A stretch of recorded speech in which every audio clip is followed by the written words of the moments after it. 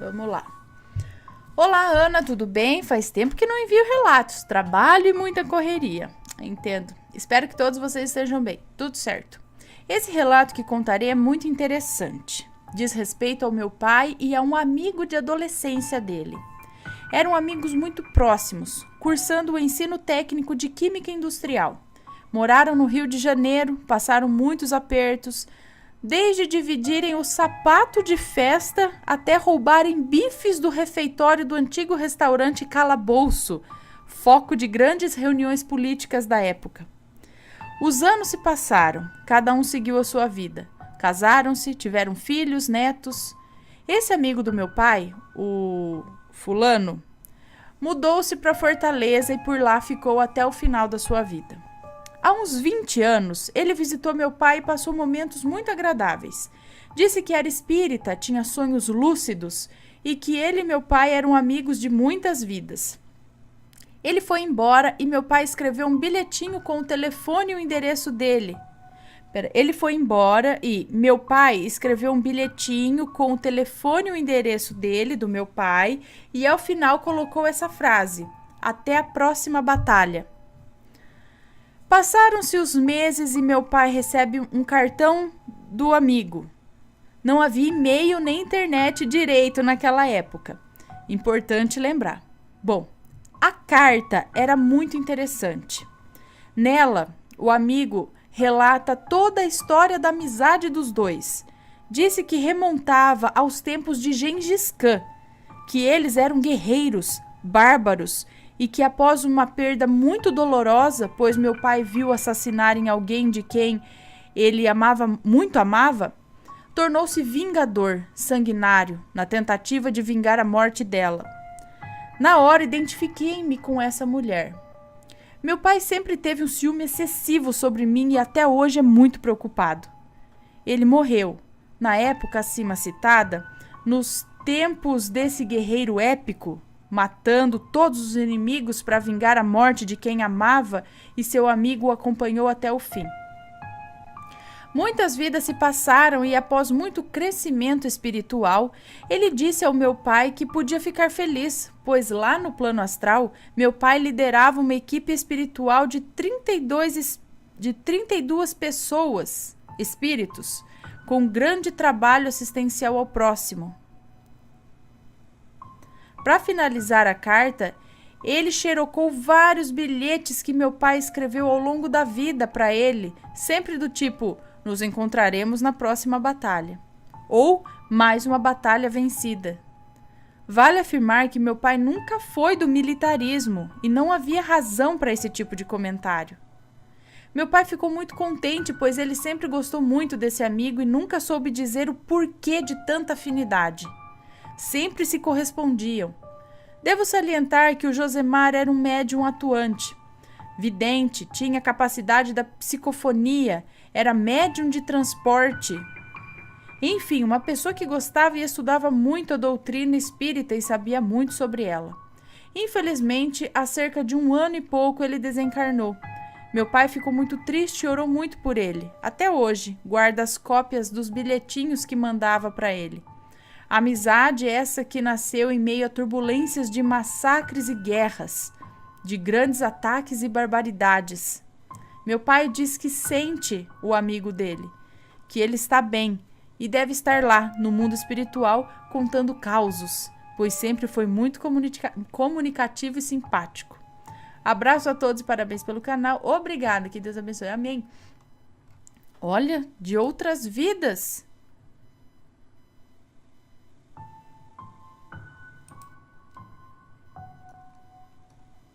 De outras vidas. Que legal. Bota vidas nisso, hein, ó. Era um guerreiro. Até a próxima batalha.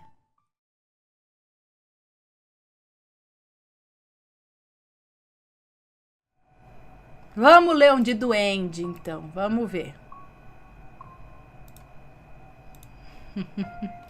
Vamos ler um de duende para encerrar, ok? Duende ignorante. Olá, Ana, me chame de fulano, fulana, eu não sei, nome criado por mim. Tenho 15 anos e esse meu relato não faz muito tempo. Ele aconteceu em um mês esquecido de 2019. Algum dia aí de 2019. Bom, sou um espiritualista, ou seja, não sou cético e nada quero... Não sou cético e nada. Quero sempre aprender mais sobre o espiritual, evoluir, etc. Sem nenhuma religião para me prender a verdade alguma. Minha mãe é evangélica e fica me obrigando a ir para a igreja, mas ela sabe que tenho minhas crenças, mas ela nunca quer aceitar. Pensa que me levando para a igreja eu vou virar um evangélico, mas bem, houve uma época em que eu estava começando a pesquisar sobre os famosos elementares. Foi aí que comecei a te assistir, quando vi que também tinha relatos desses seres. Na época eu estava fascinado, estava me conectando mais com a natureza, trabalhando a minha sensibilidade. Eu estava realmente obcecado em querer vê-los, mas eu não podia fazer nenhum tipo de altar, pois a minha mãe é muito evangélica e aí já sabe, né? Também não gosto de oferecer nada para ninguém, ficar dando oferenda para ninguém também não. Por isso nunca coloquei maçã para eles. E também minha mãe poderia ver e ia dizer que eu estava mexendo com macumba. Então eu só podia chamá-los mentalmente e atraí-los pela minha energia. Então teve um dia que pela primeira vez acordei em paralisia, que é quando você está entre o plano astral e o físico. Devia ser umas 5:30 da manhã. Então olho para frente e vejo um ser de 7 centímetros, de roupa vermelha. E sim, ele tinha um chapéu pontudo. Não lembro do seu rosto, mas ele olhou para mim e falou com uma voz bem fininha. Oi, fulano. Eu me liguei na hora, no que estava... não, ele não continuou, ele só falou oi, fulano, tá? Eu continuei falando com a voz fininha, mas não é, agora é ele mesmo que volta a falar. Então ele falou com a voz bem fina, oi, fulano. E eu me liguei na hora, o que estava acontecendo. A emoção foi tanta... Eu não lembro se eu falei mentalmente ou se eu falei com a boca astral, mas eu perguntei o nome dele. Fiz várias perguntas, mas ele não falou mais nada. E foi embora andando para cima da cama, onde eu não podia mais vê-lo pelo fato de estar paralisado. Ele foi andando, aí ele sumiu assim, quando ele estava paralisado, eu conseguia ver para onde foi. Bom, esse foi o meu relato, isso me ajudou muito a evoluir como pessoa e aprendi muito com essa experiência. Uma das coisas que aprendi é, com foco e dedicação, nós podemos tudo. Obrigada de verdade por ouvir meu relato. Espero poder contar outras experiências minhas. Fui. Agora, por que duende ignorante, tadinho? Ele só apareceu pra você aí e falou oi? Por que ele é ignorante?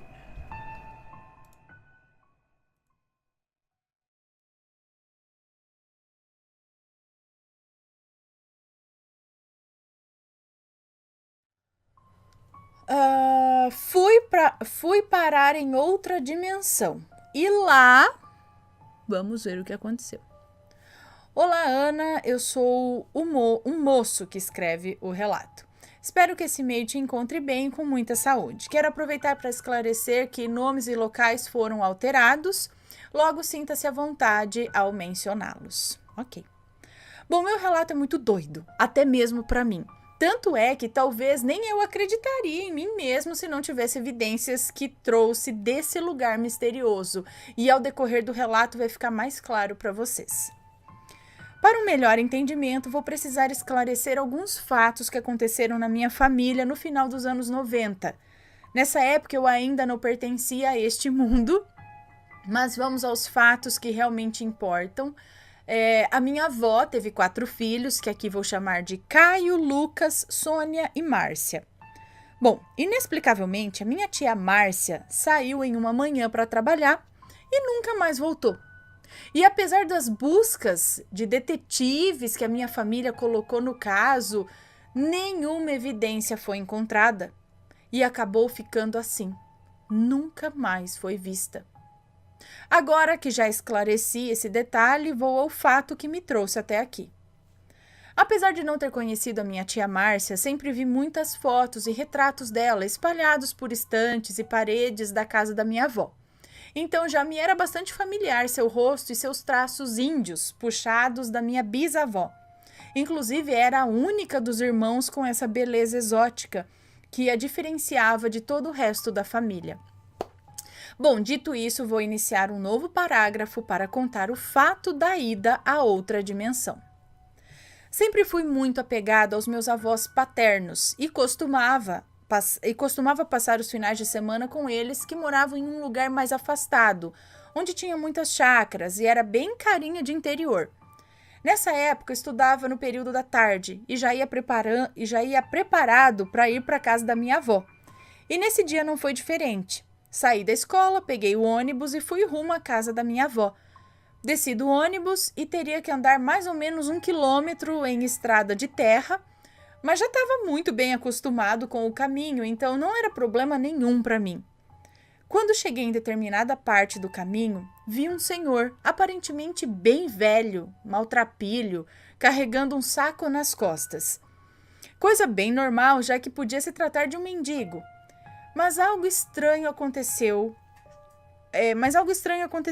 Aquele velho, andando de cabeça baixa, passou por uma casa onde tinha uma daquelas luzes com sensor de movimento que não o detectou. Depois ficou estranho, já que quando passei, ele me deitou. Ele me deitou e acendeu as luzes. Ah, tá. Sei lá, ficou estranho, já que quando eu passei, ela me detectou e as luzes acenderam de imediato. Por isso que ele viu que acendia com movimento. Ele passou, detectou. O cara passou, não acendeu. Bom, isso passou. Ignorei, dobrei a esquina. Quando vejo uma escada no meio da rua, lembro-me de ter pensado, nossa, esse pedreiro deve ser sonso igual eu para construir uma escada levando pro nada. E até gargalhei e fui tirar uma foto para guardar de recordação. Subi aquelas escadas que davam no nada e do nada ela desmoronou. Dei um grito bem alto e agudo, me levantei, me recompus. Quando olhei para frente, me dei conta que eu não estava mais na rua dos meus avós. Me assustei e fiquei tentando me achar, tudo em vão. Então decidi voltar pelo mesmo lugar de onde eu tinha vindo, mas não me achava de jeito nenhum. Aquele lugar era deserto e vazio e comecei a me desesperar. Meu celular não funcionava, sentei no chão daquele lugar horrível e comecei a chorar. Quando se aproxima de mim uma velha senhora com roupas brancas e surradas, que mais parecia uma camisola em péssimo estado de conservação. Ela tinha cabelos ralos, que era uma mistura de branco e roxo. Era muito estranho, na verdade. Ela chegou e não me expulsou, como em muitos relatos. Ela se aproximou e disse, vou te ajudar a encontrar o que você procura, mas é só isso, e depois você vai ter que ir embora, pois do contrário, corre o risco de ficar preso aqui igual a ela. E eu perguntei, ela quem? Senhora, eu só preciso ir para a casa da minha avó. Me ajude, por favor. E ela nem se permitiu escutar. Ela saiu me puxando pelo braço e falou, calha a boca. Me deu um pano preto e me mandou cobrir a cabeça. E saiu me puxando pelo braço. Bom, eu só obedeci e segui o plano dela. Ao longe vi pessoas estranhas e nuas se aproximando. Parecia que estavam fazendo manifestos contra algo ou alguém. Lembra aquele outro relato do cara que estava no barzinho e aí vê um povo pelado também manifestando? Eu tô falando que sete além é...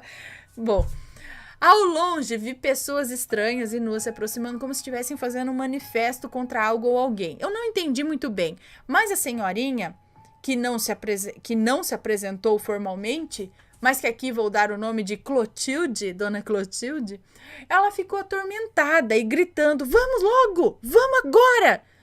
Eles não podem nos ver aqui. E então nós entramos em uma casa a alguns metros dali. Dentro dessa casa tinha um rapaz de estatura mediana, também desgrenhado, mas bem simpático. E diferente de todas aquelas pessoas que ali habitavam, ele se apresentou, falando, olá fulano, me chamo Omar. Em seguida, a velha Clotilde falou: eles chegaram, escondam-o enquanto eu vou buscá-la. Prontamente ele me puxou para os fundos da casa, onde tinha uma escada velha e enferrujada que levava para uma despensa, um quartinho subterrâneo. Não sei bem o que era aquilo. Na verdade, quando entramos lá, ouvi barulho de batidas bruscas, como se alguém tentasse arrombar a porta ou o portão. Foi quando ele segurou minha mão e disse que ali estávamos seguros. Mesmo com medo da situação, eu comecei aquela série de perguntas.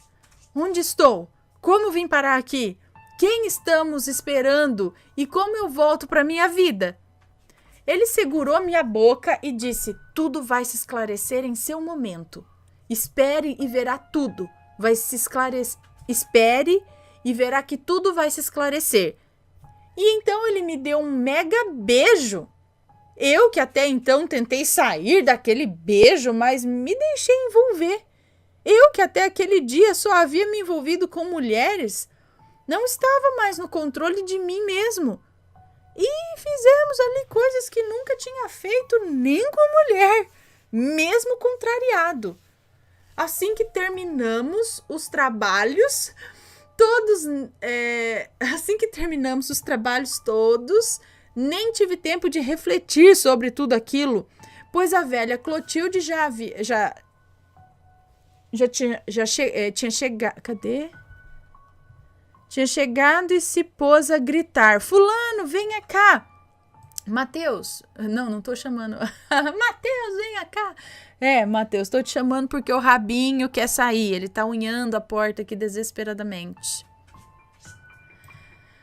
Bom, pois a velha Clotilde chegou e se pôs a gritar: fulano, venha cá! Fulano!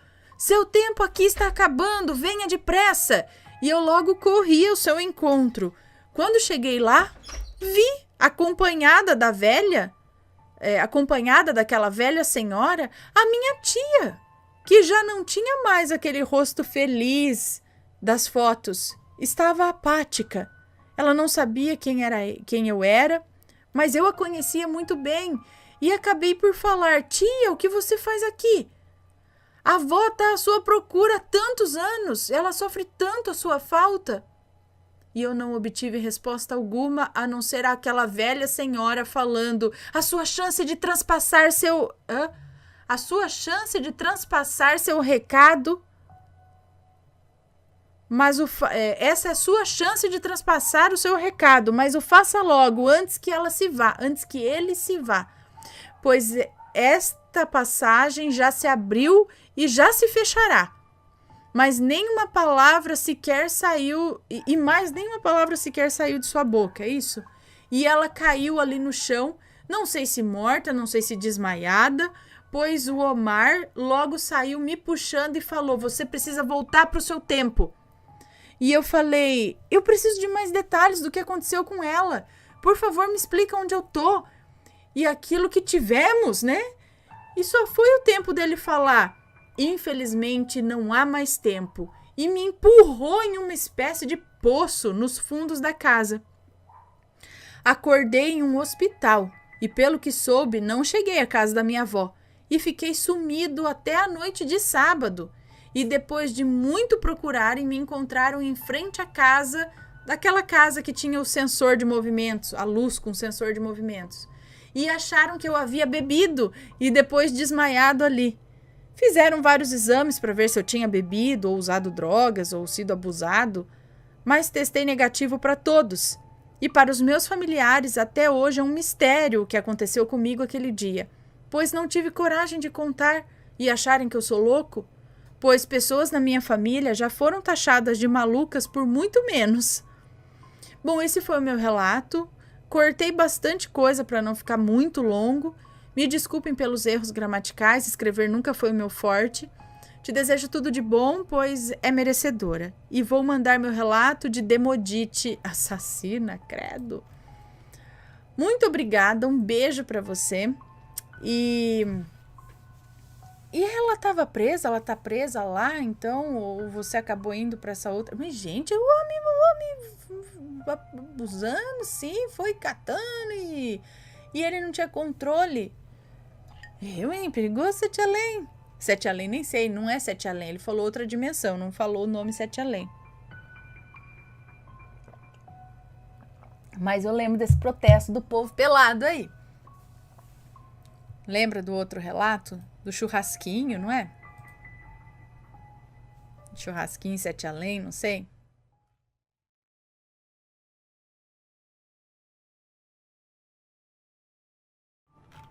Vamos ler esse daqui, ó, de Livramento. Curto, vamos lá. Olá, Ana, meu nome é Fulana e vou contar o meu quarto relato. Mais uma vez venho contar um relato que inclui a minha mãe. Já mandei 2 relatos com ela e um deles foi Entidade ou Anjo da Guarda. Bom, pode ler tranquilo, os nomes estão trocados. Desde os meus 6 anos, a minha mãe trabalha em cozinha e por esse motivo sempre acordou muito cedo. Depois de mais de 10 anos trabalhando com isso, o organismo se acostumou e ela nem precisava mais de despertador. Acordava antes mesmo do relógio despertar, do relógio tocar.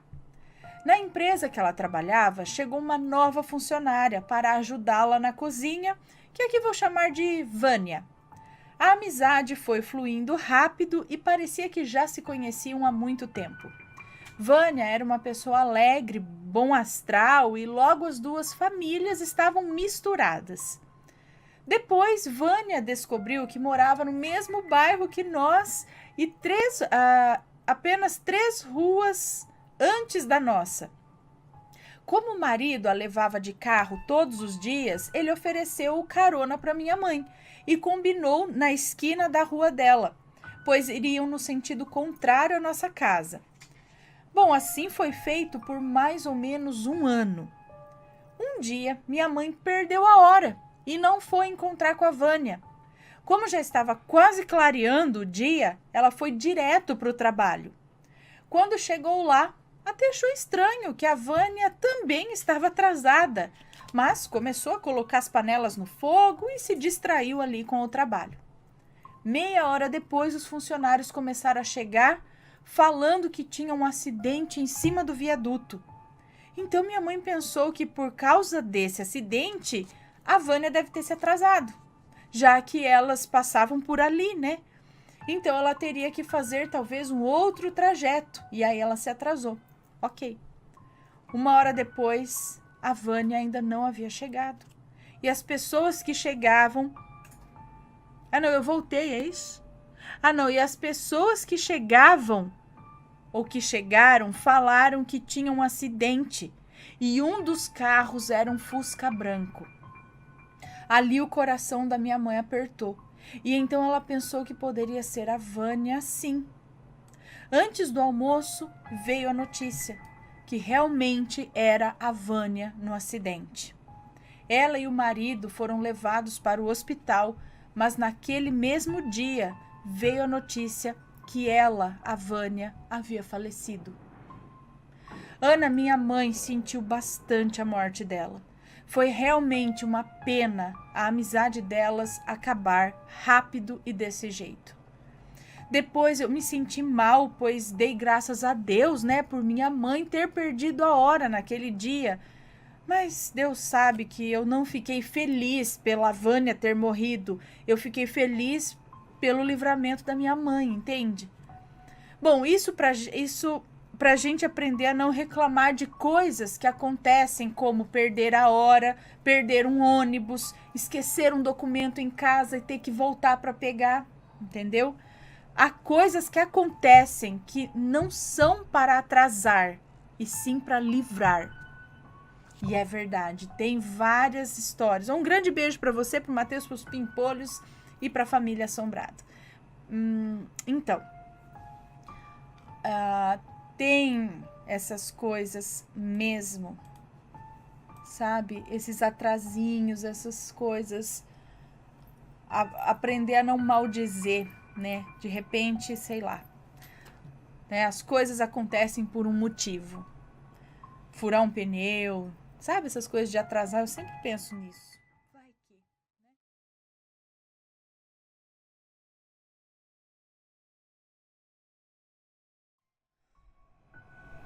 Minha gatinha veio em um sonho me pedir ajuda. Oi, Ana e Assombrados, tudo bem? Espero que sim. Sou a mesma fulana dos relatos que você já leu. Tá.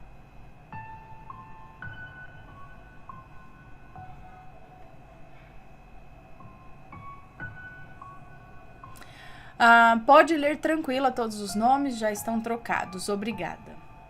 Esse aqui é só pra mim.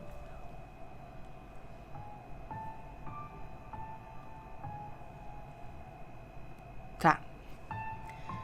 Desculpe pelo tamanho do relato, tenho que contar desde o início para o bom entendimento. Mas não é muito longo não, tá, pessoal? Ana, conheci o meu marido na internet. Eu também. E quando nos conhecemos pessoalmente, ele veio me pedir em namoro. Eu aceitei e com mais ou menos 5 meses de namoro, ele me apresentou sua família e sua linda princesa. Que na época... Sua linda princesa que na época tinha 1 ano de idade. Hoje ela tem 14 anos. E estamos juntos entre namoro e casamento há 13 anos. Hoje sua princesa mora com a gente. Assim que casamos, com mais ou menos 1 ano de casados, compramos uma linda coelhinha branca de olhos vermelhos, que aqui vou chamar de Neve. Oi. Vitória acordou. Alerta, Vitória acordou.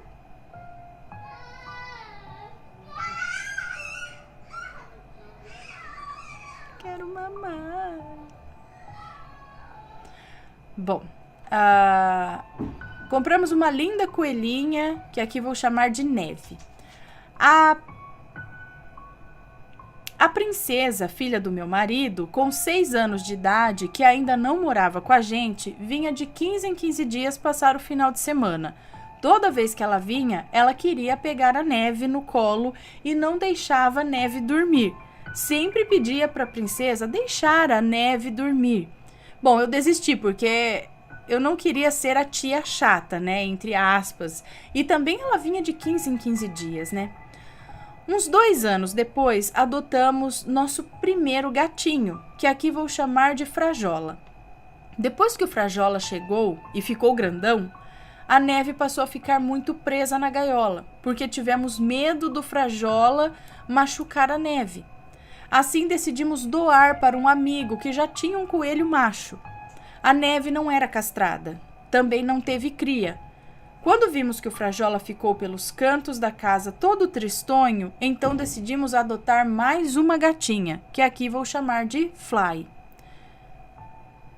Homenagem à minha cachorra de raça husky siberiano, minha lobinha, saudades. A Fly é tigrada, com pelos marrom claros e escuros e olhos verdes, e abaixo da boca tem os pelos brancos.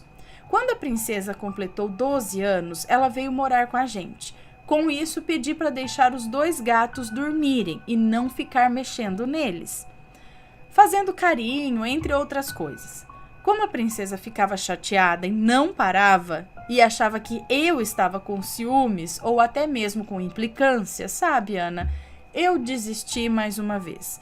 E quando olhava, fazia vista grossa. A gatinha Fly sempre ficava comigo quando chegava do trabalho e deitava no meu colo. E se sentia protegida e até aproveitava para dormir.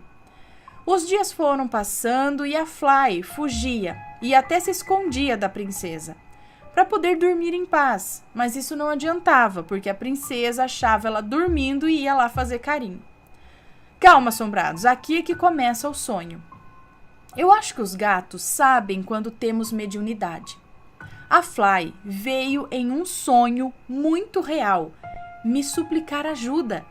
Entrou no meu quarto como uma linda menina de aproximadamente uns 5 anos, com seus cabelos compridos da cor marrom claro e escuros, e liso, e com uma franjinha, e olhos verdes, e com o traço fino, com um traço fino no olho, tipo um olho de gato. Ai, sabe quando eles olham para a claridade e aí fica com a pupila bem pequenininha, fininha assim? Que a bolinha preta fecha e fica aquele risco, olho de gato? Pois é, a menina era assim.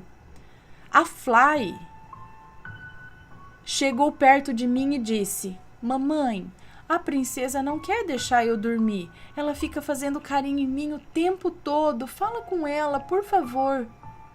E eu respondi: Pode deixar, filha. Faz o seguinte, deita aqui comigo quando ela vier. Aí eu falo com ela, pra ela deixar você dormir, tá bom? Ana, ela deitou nos meus pés e se encolheu. E se encolheu toda, virando uma bolinha. E aí ela virou uma gatinha na minha frente. Isso ainda no sonho. Eu acordei e voltei a dormir. No dia seguinte eu falei com a princesa. Assim que ela acordou, contando do meu sonho. A princesa hoje respeita isso. E hoje tenho 3 gatos. Inclusive o terceiro gato quem achou na rua foi a princesa. Ana, eu acredito que a Fly veio nesta vida como uma gatinha e na vida passada dela, ela era humana. É a única explicação que eu tenho. A Fly adora ver desenhos na televisão ou no YouTube. Outro dia, eu coloquei Tom e Jerry no YouTube para ela. Ela assistiu mais ou menos uns 20 minutos, sem tirar os olhos. Eu acho muito tempo para uma gata ver desenho. O que você acha, Ana? Eu, relendo este relato, quase chorei só de lembrar desse sonho. Beijos, um beijo para você, muito obrigada. Cara, eu não sei se é possível uma pessoa, aí tem que ver com quem é mais entendido dos assuntos, uma pessoa vir numa próxima encarnação como um animal.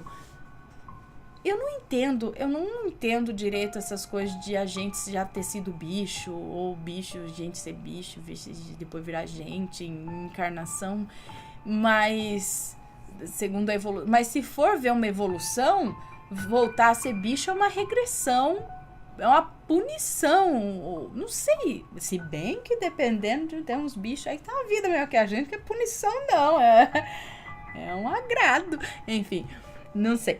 Mas, eu não sei, gente, eu não sei esse negócio de ser bicho ou não, é estranho a gata, mas será que você não tava com isso na cabeça? De que a gata tá sendo incomodada, a menina não parava de incomodar a gata, e aí você ficou com esse incômodo também de querer falar e não poder, e você tem essas gatas como filhas, então o seu inconsciente colocou ela como uma pessoa, e não como um animal ali. Não sei, é uma explicação. Porque eu não sei esse lance de gato, de gente, gato. Apesar que tem relato de gato que vira gente que vira gato. Eu não sei, gente. Sinceramente, eu não tenho... Não estudei a respeito disso, eu não tenho entendimento a respeito disso. Se alguém souber, tiver explicação, tudo, deixa aqui nos comentários pra gente. Manda um relato... Sabe, se já teve algo parecido. Agora o gato ficar assistindo televisão também. Tem uns gatos que me assistem. Sei lá, gato é tão misterioso, né? Cadê a minha? As minhas. Ui, não tá aqui hoje. Marie, mocinha. Marie é implicante com a mocinha. A mocinha passa do lado dela. Já rosna. Não aceita muito a mocinha, não. A mocinha tenta brincar com ela, mete o tapa na mocinha, tipo, me deixa. Maria, assim, me deixa. Não sou obrigada. Mas ela dorme no meu quarto quietinha. Se a mocinha entra lá, ela começa a brincar com o fone de ouvido, vem lamber a nossa cara, vem cheirar os olhos. Aí você não dorme com ela lá. Ela dorme um pouquinho e já começa a querer brincar com as coisas. A Marie não, a Marie vai lá pra dormir. E se ela quer sair, tadinha, ela fica esperando alguém levantar pra abrir a porta pra ela. Não... De vez em quando ela dá uma miadinha, quiser abrir. A mocinha não, ela arranha a porta que nem cachorro. Fica arranhando a porta. Bom, mas não sei, se alguém souber assim, né, gatos são misteriosos. Alguém já teve essa relação de gato, gente, em sonho? No astral ela é gente também? Esse gato é gente? Tem esse lance de no astral o animal ter um corpo humano? Ou vice-versa. Meu Deus, eu não sei o que pensar. Mas é interessante. Nossa, coitado da mocinha. Então, se ela viesse em sonho pra mim virar gente, ela vai falar, pelo amor de Deus, fala pro Vitório me deixar, que eu vou embora dessa casa, se esse moleque não me pôr no chão. Ela vai falar assim pra mim. Tadinha, é uma gatinha tão paciente com o Vitório.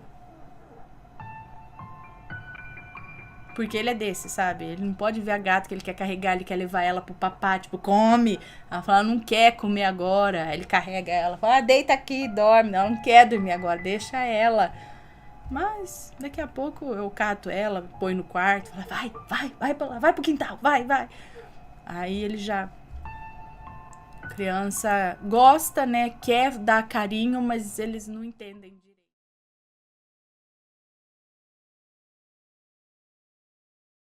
O demônio correu atrás da tia do meu amigo. O moço que nos conta esse relato tem 17 anos e é de Valença, interior da Bahia. E o que ele vai contar aqui aconteceu com uma tia de um amigo dele.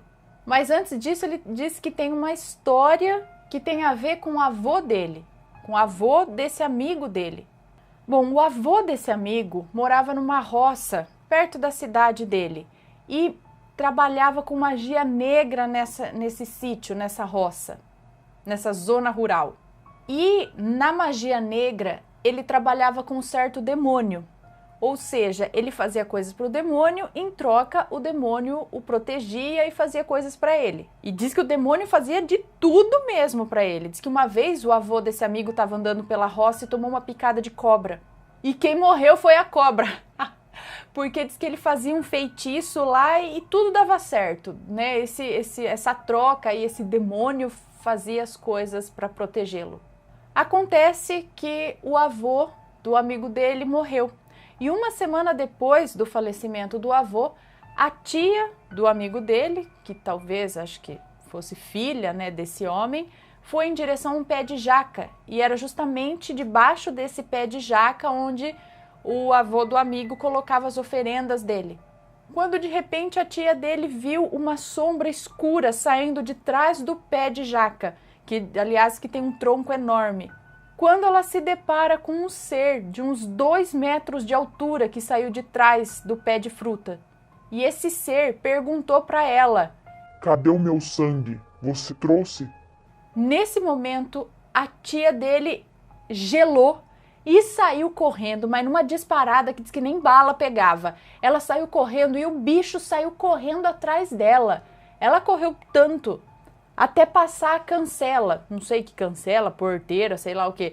A hora que ela passou essa cancela, ela olhou para trás e viu aquele demônio, aquele ser escuro, rindo, gargalhando, como se estivesse debochando ainda dela.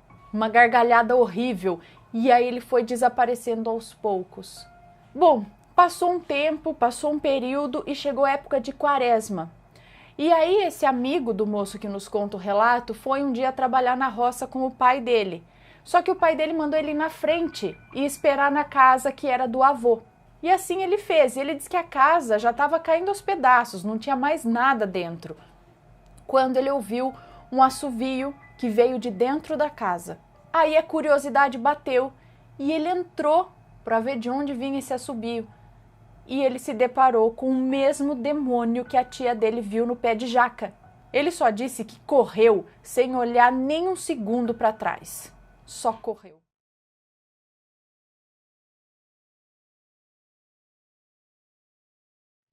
Olha, este relato se chama Sangue no Macarrão. Mas é um relato sobre livramento. Olá, Ana querida, meu nome é Fulana, sei que irá me chamar de Fulana e hoje vou contar um fato que aconteceu na família da minha namorada quando ela era pequena. Por isso a chamarei aqui de Fulaninha. Não cito nomes no relato. Ok, muito obrigada.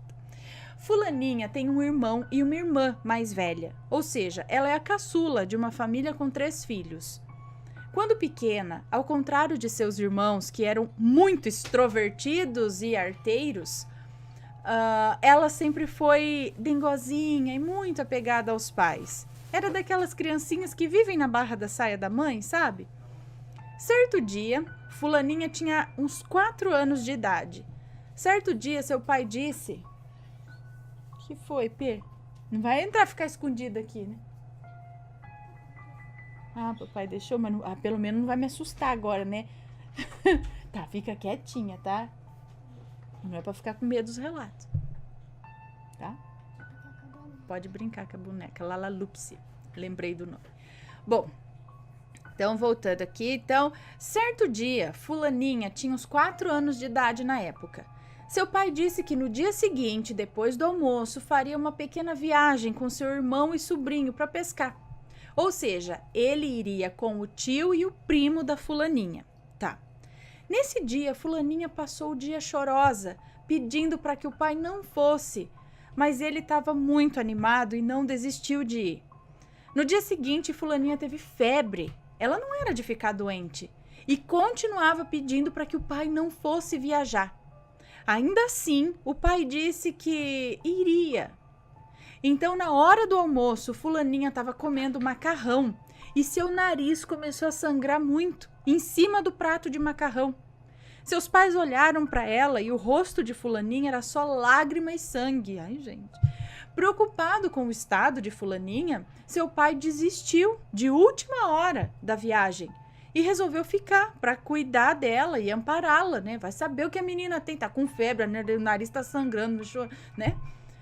Seu tio e seu primo, no entanto, fizeram a viagem. Chegaram no local, pescaram, mas na viagem de volta sofreram um acidente. Ninguém sabe até hoje o que foi que aconteceu. Ninguém soube a causa do acidente, pois os dois morreram na hora. Essa história sempre é contada com pesar e alívio pela família da minha namorada, pois era para o seu pai estar no mesmo carro e talvez ter morrido também. Beijos para você e toda a família.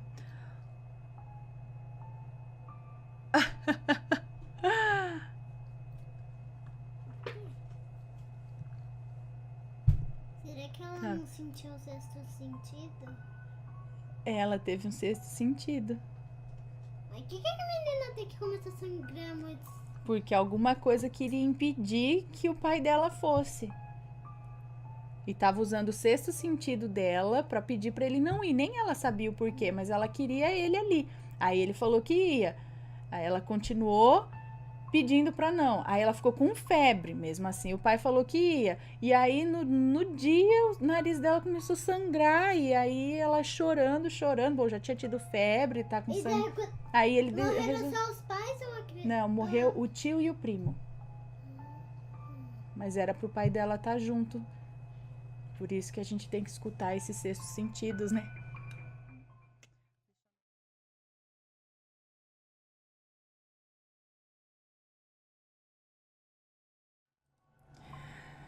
The Gnomios. A P que fica zoando. Bom, o relato é uma fada no quintal, mais o gnomo que meu irmão viu quando criança. Oi, Ana, me chamo Fulanilda, tenho 17 anos. O relato que eu vou contar aqui aconteceu recentemente, por volta de julho de 2019. Esse relato é de 2019. Pode ler tranquila que esse relato não tem nomes. Pois então, minha casa está em reforma e em um determinado dia, um dos pedreiros ia quebrar uma parte da parede do banheiro para fazer o nicho onde coloca o shampoo, sabonete, essas coisas. E com isso, é claro, ia subir muita poeira por toda a casa. Então eles pediram para que nós ficássemos um pouco lá fora, que quando terminasse todo aquele pó, aí a gente poderia voltar. Eu fiquei irritada, já que estava morrendo de preguiça e tive que sair do quarto. Mas então eu fiz, fiquei quase 1 hora lá fora brincando com meu gato, mexendo no celular e admirando o pé de pitanga que temos aqui no quintal. Ele é enorme, muito bonito mesmo.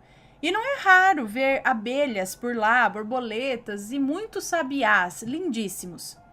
Nesse dia o clima também estava bom, o céu azul e um solzinho gostoso de fim de tarde, sabe? Até esqueci da preguiça que tava e fiquei sentindo toda aquela sensação de paz. Os pedreiros terminaram o que tinham que fazer lá dentro e eu continuei lá fora. Até que de repente, enquanto eu estava debaixo dessa pitangueira, eu ouvi alguém me chamar pelo nome, bem baixinho, quase imperceptível. Eu me virei como quem não quer nada e rapidamente eu vi uma coisinha bem pequenininha voando. Parecia uma mini borboletinha, sei lá. Na hora eu fiquei em choque, foi tudo muito rápido, mas eu ouvi e vi aquela coisinha voando e sumindo da mesma forma que apareceu, de repente. É claro que depois de alguns minutos a minha ficha caiu e eu fiquei totalmente maravilhada. Eu sempre amei tudo isso relacionado a seres místicos e sempre ficava imaginando: nossa, seria incrível ver algum ser desses um dia. Até que enfim aconteceu. Pode ser que vocês pensem que foi alguma partícula de poeira ou qualquer outra coisa da forma que podia, ou alguma outra coisa da reforma que podia estar no ar. Mas não, foi quando eu a vi e ouvi. Eles já tinham parado, já fazia tempo de bater, levantar poeira. Era impossível essa hipótese, já que no ar não tinha nada, assim como ele é normalmente, o ar estava normal. Agora o relato do gnomo, foi o meu irmão que viu. Por volta ali dos anos 90, quando ele era criança. Me desculpe a falta de detalhes, ele me contou isso num dia enquanto a gente conversava sobre coisas sobrenaturais e eu só guardei o cabeçote. Eu só guardei no cabeçote o essencial. A casa em que moramos é a mesma do relato anterior. A única diferença é que isso aconteceu na casa dos fundos. É tudo do mesmo terreno. Na época morava meu tio nos fundos e os pais dele, os meus avós. Na época morava meu tio nos fundos e os pais dele, os meus avós, na casa em que eu moro hoje em dia. Segundo ele conta, estava meu irmão e o nosso primo brincando com skate no quintal. Até que eles viram um homenzinho pequenininho com roupas coloridas passar por trás deles. Nessa hora, o meu primo chegou até a cair do skate e se machucou.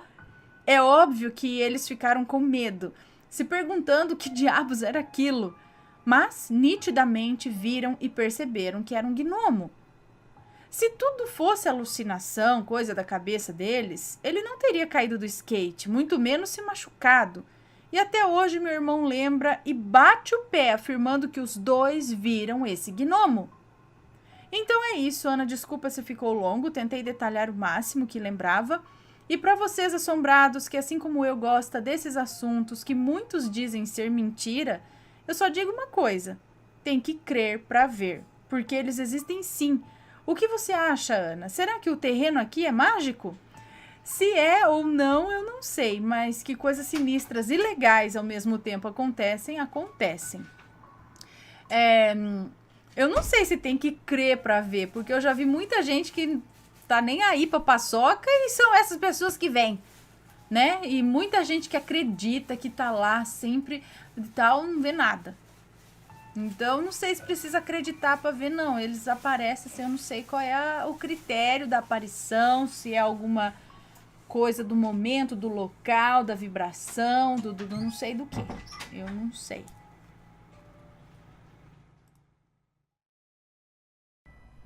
Olá, assombrados, espero que estejam gostando das coletâneas especiais. Daqui a pouco eu volto, hein? Aguenta aí. Mas você já adquiriu a sua caixa assombrada do mês de dezembro com o tema Varginha? Vou mostrar de novo para vocês o que vem e tem novidade ainda, tá? Olha, você vai receber uma camiseta aqui, ó, de Varginha que brilha no escuro. Camiseta com o ET de Varginha que brilha no escuro. Você vai receber também este ganchinho aqui, ó, com ET de Varginha que você pode colocar na cozinha para colocar o seu guardanapo. Ó, que chique. Guardanapo no ET de Varginha. Você fixa aqui na parede, tá bom? Então, este ganchinho vai receber também essa estatueta, né? Esse miniatura aqui em resina, exclusivo e numerado também, tá? Só para caixa assombrada aqui, pintado à mão, no maior capricho, como vocês sabem.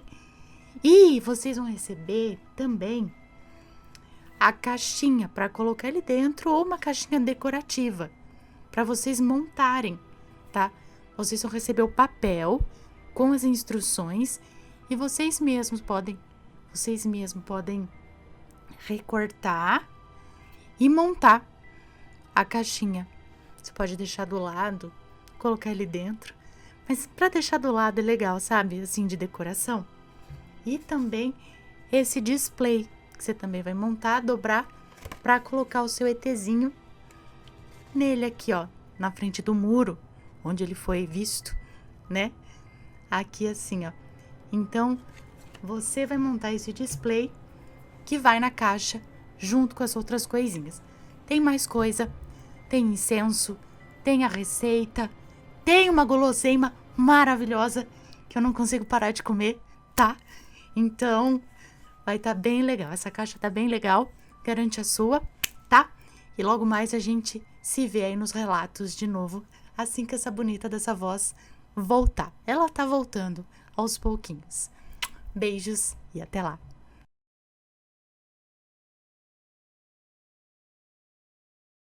Destino, castigo ou consequência? Vamos lá. Olá, Ana. Vou contar aqui alguns relatos que vivenciei. São coisas que aconteceram com pessoas da minha família e alguns amigos bem próximos a nós. São sobre algumas pessoas que pagaram a língua. Os nomes já estão trocados. Vamos aos relatos. Primeiro, um primo da minha mãe, chamado Emanuel, vivia chamando meu irmão de aleijadinho. Ana, meu irmão tem sequelas de paralisia infantil, doença que nos anos 80 afetou muitas crianças. Uma das pernas dele foi afetada pela paralisia e ficou um pouco menor que a outra. Então, continuando, quando meu irmão era pequeno, esse primo da minha mãe vivia chamando meu irmão de aleijadinho, perneta e palavras desse tipo. Meu irmão chorava muito. Eu brigava direto com esse cara por causa disso, para defender o meu irmão. Então, anos se passaram. Meu irmão trabalha hoje em dia num emprego muito bom, ganha muito bem, é muito bem casado, já é pai de 5 filhos lindos, 4 meninas e um menino. E o primo da minha mãe? Pois bem, ele, trabalhando de vigia de rua, foi vítima de um assalto e levou 2 tiros na perna direita e perdeu vários centímetros da perna e atrofiou os músculos da perna. E hoje ele anda com muletas e sofre dores na perna até hoje, 15 anos após o acontecido.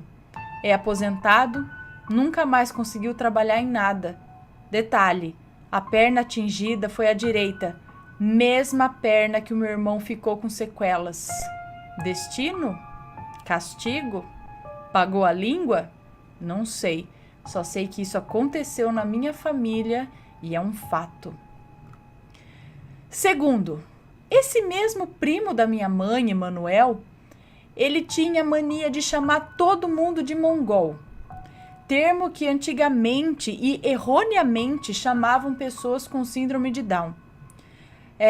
Cara, era direto, ele chamava todo mundo de mongol. Minha mãe dizia: Emanuel, para de falar isso com as pessoas. Ele nem aí, dava de ombros e continuava falando besteira com todos. Pois bem, um belo dia, a esposa de Emanuel engravidou. Teve uma menina saudável. Então, na segunda gravidez, nasceu um menino com síndrome de Down. Ana, a família inteira ficou pasma, não pela criança, pois seria amada por todos, mas pelo que ele falava direto. Todo mundo, para ele, era mongol. Terceiro, uma amiga de infância, vizinha de muro, muito amiga mesmo, daquelas que confiamos de olhos fechados e confio até hoje. Certa vez ela, minha irmã e eu estávamos conversando sobre ter filhos e tal. Aí a conversa foi para o lado de crianças deficientes. E se tivéssemos filhos com alguma deficiência? Eu disse: eu o amaria e cuidaria para sempre, porque seria o meu filho, o meu bebê para sempre. E se Deus me deu, é porque confiou em mim e me sentiria honrada por cuidar de um de seus anjos. A minha irmã disse: obviamente que iria ficar triste por meu bebê, mas depois eu saberia ser uma mãe especial para uma criança igualmente especial também. Perdão. E eu tenho certeza que amor nunca faltaria para ele. Essa minha amiga disse: ai, meu Deus, eu não ficaria jamais com uma criança deficiente. Eu não saberia cuidar, amar. Ai, eu daria para adoção. Entregaria ao conselho tutelar, ia embora do hospital e deixaria lá mesmo. Eu e minha irmã ficamos chocadas com as palavras fortes dela. Ela falou de um jeito, sabe? Tipo, com repugnância, mas passou. Ana, exatamente 5 anos depois, essa amiga engravidou. Era uma menina. A gravidez correu normalmente. Porém, quando a menina nasceu, ela nasceu com a barriguinha aberta. O intestino dela era exposto totalmente. O fígado e outros órgãos também. Ana, ela tinha uma deficiência mental também. E essa criança nunca saiu do hospital, pois não sobreviveria fora de lá.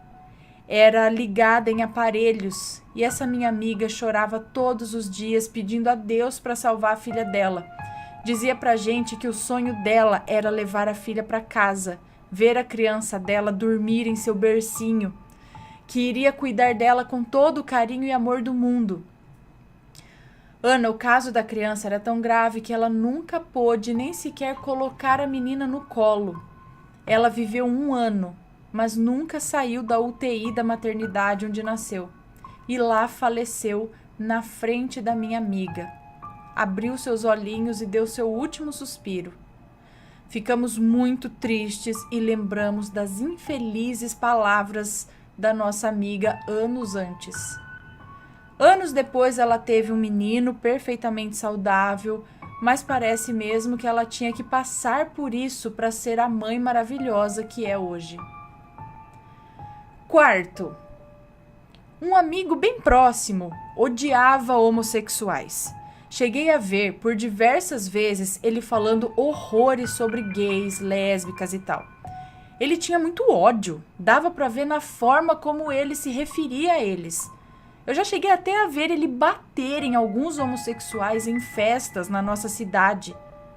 Anos se passaram e adivinha só? A filha dele, hoje adolescente, é lésbica assumidíssima. E o filho é homossexual assumido também. Os dois. E ele ama os dois como eles são. E continua brigando sim, mas para defender os seus filhos do preconceito dos outros. Olha só, que coisa, não? Pois é, gente, o mundo dá voltas. Quinto, uma tia minha vivia falando mal das filhas dos outros, das filhas das irmãs dela, das filhas das vizinhas. Só quem prestava eram as filhas dela, que o resto era tudo vagabunda, que se envolviam com marginais e tal. Até que um dia a filha dela se envolveu com um rapaz que, segundo a minha tia, era empresário, bem de vida. Cada dia aparecia com um carro diferente na porta dela. Depois de uns meses foram morar juntos. Na casa da minha tia... depois de uns meses foram morar juntos, na casa da minha tia. Estranho, ele não era rico? Pois bem, minha prima engravidou. Teve 1, 2, 3 filhos nos anos seguintes. Pois então, um dia, pela manhã, quando saio na rua, vejo a rua inteira cercada de policiais. E na frente da casa da minha tia tinha reportagem. Tinha também 4 viaturas e os policiais saíram de lá com o marido da minha prima algemado. Depois ficamos sabendo que ele era um assaltante muito perigoso e até já tinha matado gente. Bem, foi o que nos disseram. Sexto, uma outra prima minha infernizava a minha vida quando éramos adolescentes. Me chamava de gorda, baleia, bolo fofo e coisas desse tipo. Ana, eu chorava de raiva. Eu sempre fui gordinha, isso nunca me incomodou. Mas incomodava muito a ela. Então ela vivia me rebaixando para os outros. Resultado? Hoje ela é mãe, não só de uma, mas de 2 filhas com obesidade mórbida. São gêmeas e igualmente gordas. E eu só era gordinha mesmo. Mas para ela era tão absurdo isso, né? E hoje ela briga feio com quem xinga as meninas dela. Por culpa da mãe, as filhas que pagam o pato. O justo paga pelo injusto. É é isso, Ana. Com esses exemplos reais de pessoas que conheço pessoalmente e até alguns são familiares meus, quero dizer às pessoas que ouvem esses relatos que cuidem muito do que pensam e falam, pois o pensamento e as palavras têm força, tanto para o bem quanto para o mal. Da sua boca, como que é? A sua boca profere bênção e maldição. Filho, que coisa incrível, né, gente? Você fala, isso não é coincidência. Isso não é coincidência. O da perna tirava sarro, não sei o que lá da perna, e foi a mesma perna. Oi, gente do céu. Nossa, é igual aqueles relatos que eu contei. Cuidado com o que sai de sua boca.